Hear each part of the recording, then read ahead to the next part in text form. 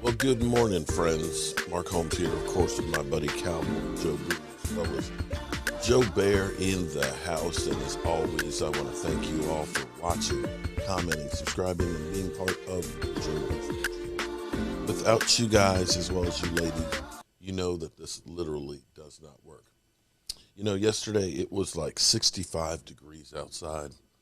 Today, we've got about 4 inches of snow, and it's going to be down in the teens tonight. Weather and life changes quickly, whether you want it to or not. It just does. The unexpected gets expected. Yesterday, my fish were swimming at the top of the fish pond. Today, they're probably saying, "What the fuck happened?" In the same way, we as Dallas Cowboy fans understand that Mike McCarthy and Dak Prescott put out feelers yesterday or this week that this was a playoff atmosphere. This is a good team. This is sending a message. Well, the message has been received, and the message is we're not ready for prime time.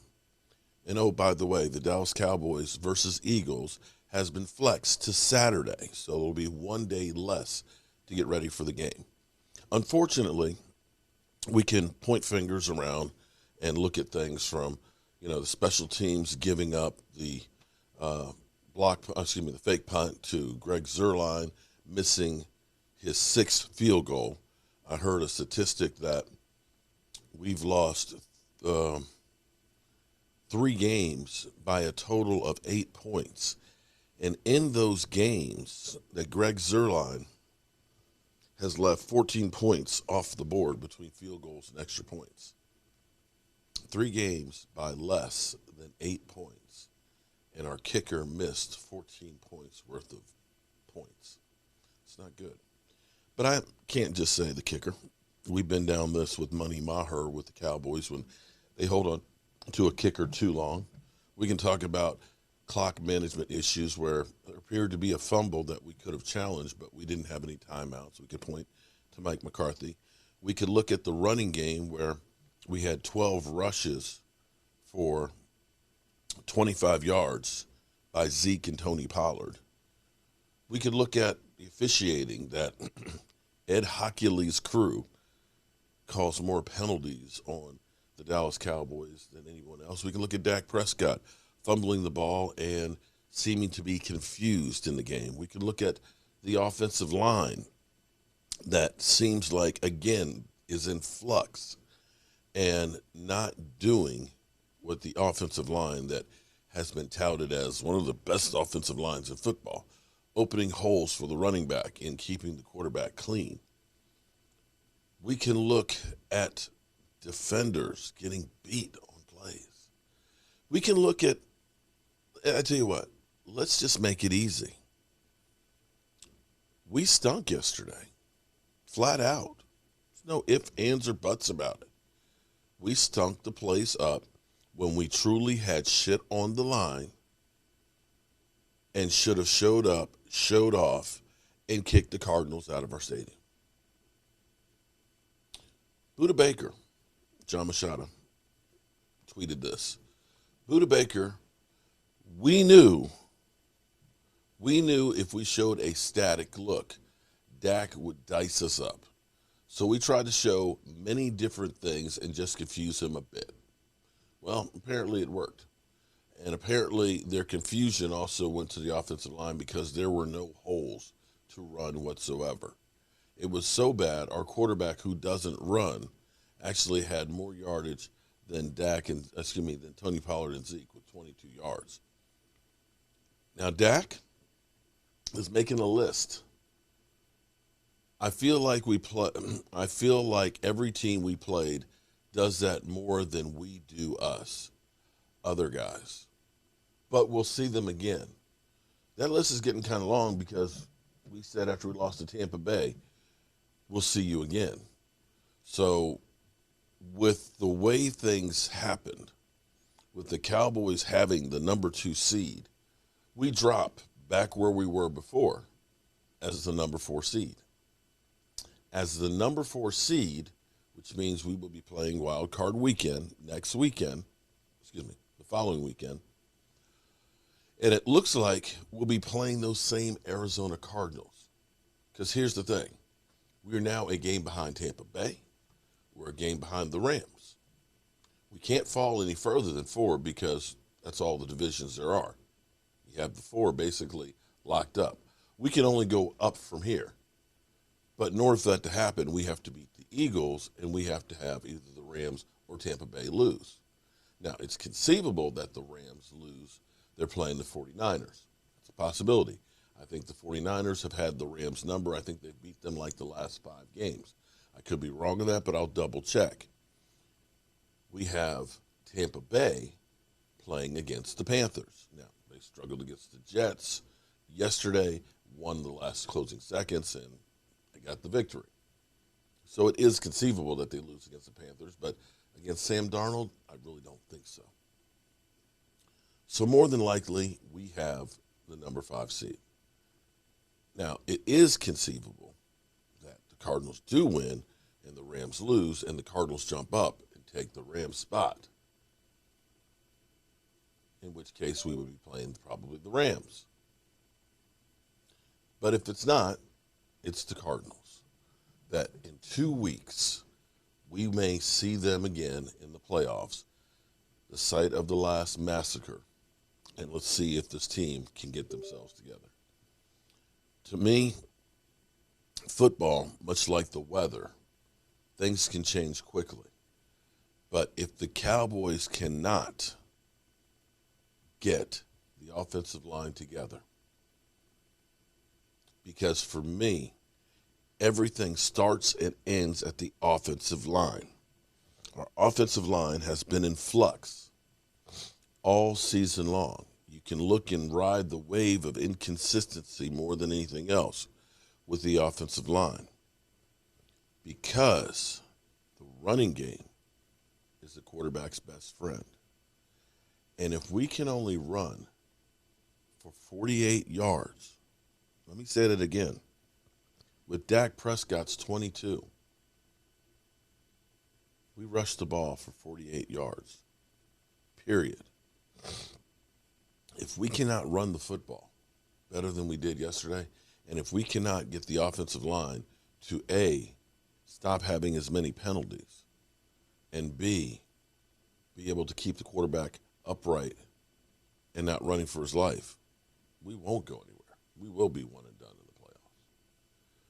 Now, I know people are going to say, here we go with the excuses. But I got sent this morning this by, who sent this to me? Hold on, let me make sure I give credit where credit due. Thomas Razor Jr. sent this to me this morning, which is really interesting. Overall totals by team. In 2 games that Sean Hockley's crew has actually officiated the Dallas Cowboys, they have called 22 penalties against the Cowboys, assessing 221 yards. That's a lot of penalties. That's a hell of a lot of penalties, especially when you consider that the next one down is 7 less at the Chargers, with only 101 yards lost, less than half.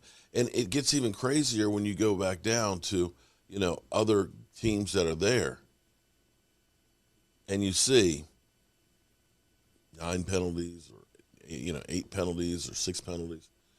Clearly, the Cowboys have been kind of screwed by the officials on that. I know you're going to say, here he goes making excuses. But all of these things add up, because the difference in football, winning and losing, is so minute that a play or two can make all the difference. Greg Zuerlein, for example, if he just makes that field goal, it's possibly a tied score and going to overtime. Okay, forget that one. Let's say the fake punt gives them a first down and a score. If we do not give that play up, guess what? They don't get that touchdown. If Dak Prescott doesn't have the fumble, they don't get that field goal. if we don't get a hold when Zeke Elliott runs for 21 yards and a first down, we're not facing a 1st and 20. All of the pieces that the Cowboys need are right there, but they, for some reason, can't get them. They got 2 weeks to get their shit together, or it's going to be a short playoff season. Let me end. I have not heard this morning, but this is Get Up this morning. I'm sure this is the obituary for the Dallas Cowboys. Let's listen in. But look at this. The Cardinals win means we'll have to wait another week to decide the winner of the NFC West. ESPN's FPI gives them a 33% chance to win the division, and the Cowboys' loss drops them from the 2 seed to the 4 seed, ending their hopes of earning that crucial first-round bye. So, guys, let's get into this. Rex, what was your biggest takeaway from this Cowboys loss? Biggest take is that, look, this team's not as good as I thought. And quite honestly, that's the take. All right, their defense played the way I thought they would. They're not great, but they played the way I thought they would. It's their offense. And here's my take. All we hear about is how great this team is, how talented this team is. Sure. Well, are they really that talented? Because Amari Cooper showed up once all season. That was week 1. To have a guy with elite talent, that's the week he showed up. The rest of the time, it's like, yeah, I know he caught a touchdown. How many other catches? 2, 3? Like, that's it. So to me, they need to play like they're superstars, like they're supposed to be. Here's what I know. This team has not been worth a darn at running the football since Dak's injury. It's not just him. Dak's not the same guy. Okay, to me, since the injury, he doesn't run anymore. And this team was 2nd in the National Football League in running the football. Now they're 26th since that injury. So you tell me, that's the same football team? In the playoffs, you better get back to running the football, recognize who you are, and Dak, you got to use your legs, especially in the red zone. It's an inconsistent team, right? It's a team that you look at and they've become the Dallas Cowboys of the last quarter century. The team that we look at on paper and we think that they should be extremely good in certain positions, but it's not showing in critical situational football moments. And that's what we're seeing from this team. We're seeing a team that we know you have skilled players at wide receivers. Right. We know you have guys that can turn the football over, make splash plays defensively, and you have a quarterback that earned a $140 million contract. And none of those people are making the plays they need to in critical football moments against good teams. Now, we saw them blow out the Washington football team, and I said to myself, when they play at their elite level, when the stars are the stars, this is a team that you don't want to play. But having an opportunity in your house against the Arizona Cardinals, a team that you could see down the line, and actually going out and laying an egg. This game wasn't a 3-point game. Correct. They actually drew it closer at the end. And when you lose this way, when you don't control the clock, right? When you don't manage the clock and you allow someone to run out the clock, those are 3 things you can't do and want to beat a good team. So here's the thing. There's nothing nor no one on the Dallas Cowboys that I trust right now. Their stars, you talked about it, RC, in critical moments, did not play like stars. I saw drops from Ezekiel Elliott. I saw drops from Tony Pollard. I saw blocks on their offensive line by a Hall of Famer and a Hall of Famer that they both missed. I saw their $140 million quarterback on 3rd down not play well. This is a part of this football team that why many of us don't trust them is because in critical moments, their stars have not played like stars. I also think this is an incredibly undisciplined football team. Real talk. 8 times yesterday. 8 times they had critical penalties in really situationally bad moments. And I talked about it. 3rd down yesterday was bad for this football team. They were 1 of 7 on 3rd and long. They averaged 3rd and 9. And I think a big deal was because the way Dak Prescott played. I know he's a really good player. He's not playing good enough on 3rd down. This football team is undisciplined. This football team is, their stars aren't playing well when they need them the most. Do we still feel like this team is a contender? They're a real, legitimate contender. Well, they should be.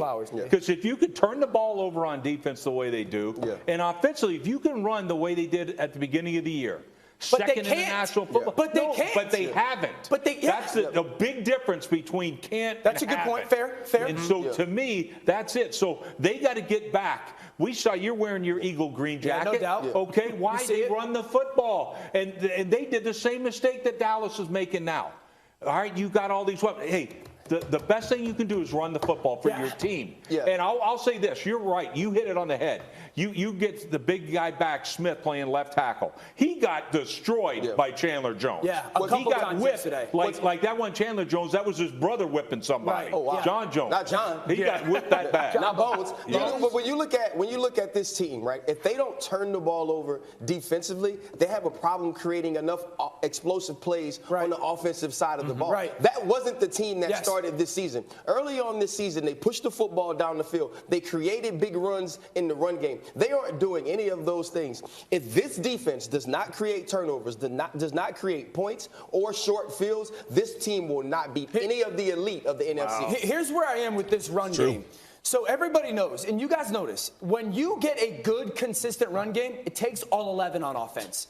And it only takes one guy to not kind of make his blocker in a moment for the run game to be dead. killed. Too many moments where guys aren't, though. Correct. There's too many moments where 10 guys block it well or 9 guys block it well, and the left tackle gets beat, or the right guard gets beat, or the right tackle gets beat. And I've been on this for 2 months. They miss Blake Jarwin as a blocking tight end. Not that he's Mark Bavaro, but when they had him on the field with Dalton Schultz, they had a good run game because both those guys did a nice job of, kind of collecting the edge.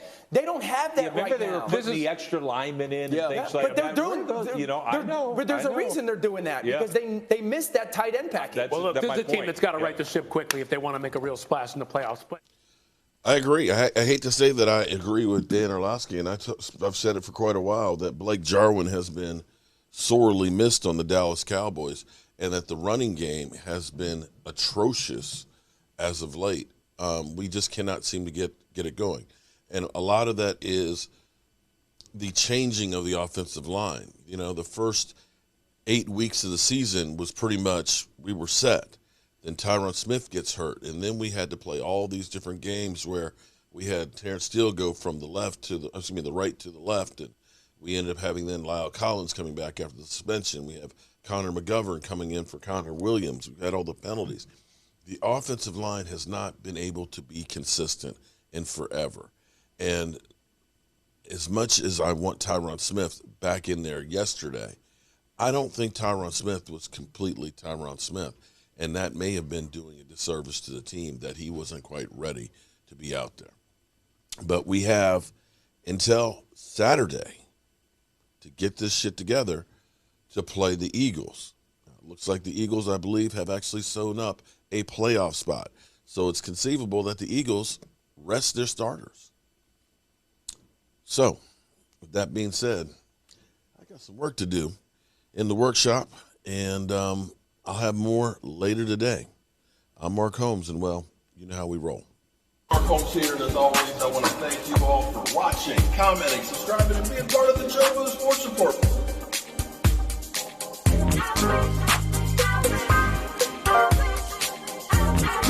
One hell of a job, and the only thing else I got to say is,